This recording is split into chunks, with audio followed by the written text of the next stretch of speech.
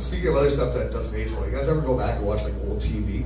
Like you throw on an episode of like All in the Family and Archie Bunker's dropping the N-bomb and you're like, yo buddy, chill the fuck out. They just moved in, chill. Or like you go and you like watch an old episode of Fear Factor and Joe Rogan's like forcing everybody to eat elk penis like it's the cheering them on like, oh, this is good for you.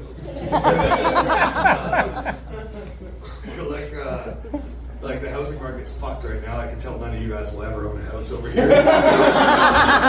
For sure, this whole table lives in a 2-bedroom apartment.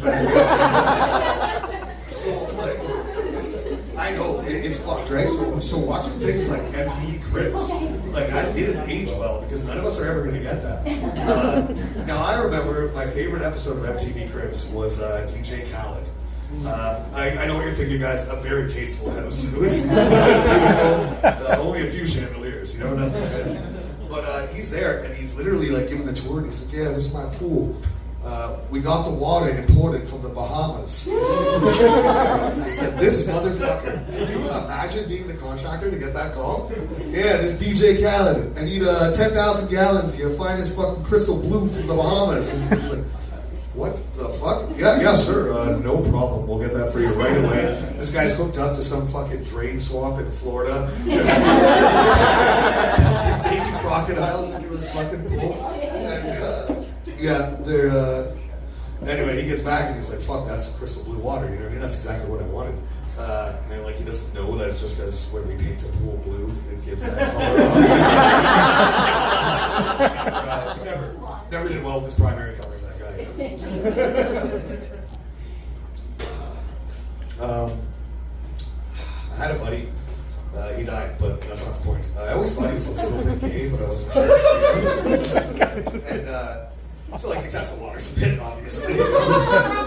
So we're there and we're talking about jacking off, and I'm like, what do you jack off to, Brad? Like I'm trying to figure out like how gay is this guy, you know? And he's like, oh, like without skipping a beat, he's like, training porn, of course. And I'm like, what? And he's like, you? And I'm like, just regular straight porn, you know? He's like, well, that's kind of gay. Please do explain, sir, you know? And he says, well, how many dicks are in your porn? And I'm like, one. I'll go along for the ride. How many dicks are in your porn, Brad? One. He goes, how many tits are in your porn? I said, fuck. 2. How many tits are in your porn, Brad? 4. Son of a bitch. This guy, yeah. Take a second, boys. Let it sink in. This guy was onto something. I think it's gayer to jack off to straight porn than it is to jack off to transvestite porn. There's literally, you know, just a lot more tits in the other version. I don't know. I always thought I was a boob guy myself. I haven't been able to test the waters yet because I'm kind of scared of finding out. Like, if that's what I like, you know? It's going to be a weird conversation with the wife when I get home, you know? Hey, you'll never guess what I figured out about myself today.